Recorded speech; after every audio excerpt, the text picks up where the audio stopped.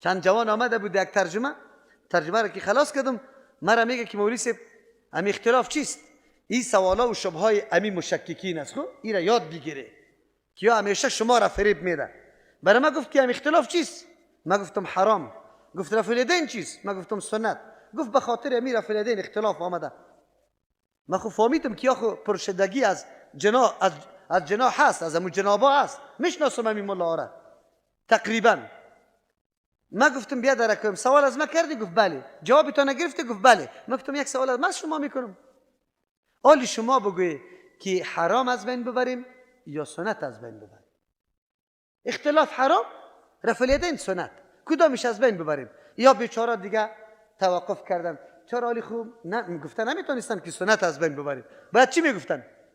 حرام از بین ببریم. این مردکا بند ماندن. من برشان گفتم بیا درا جواب خوب بگوید دیگه. حالی از من سوال کردی جواب گفتم، شما یک دفعه مجبور شدن دیگه گفتن حرام از بین ببریم. من گفتم شما آمدی برای من نشستی میگه که مولوی صاحب سنت از بین ببر، فتوای خودتان است که بعد حرام از بین، اختلاف از بین. گفت نه، اختلاف از امیر فی الیدین پیدا میشه. ما خیلی خوب، چرا پیدا میشه؟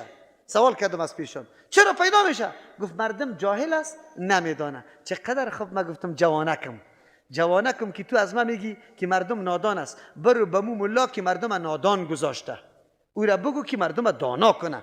ما مردمی خود دانا کردیم. در مسجد کمپنی بیا دستای تا این اینجا زیر بگی، رفع الیدین بیخی نکن. بیگا یکی از جمله استازاست خیلی، او اینجا دست گرفته بود، به قصد گرفته بود.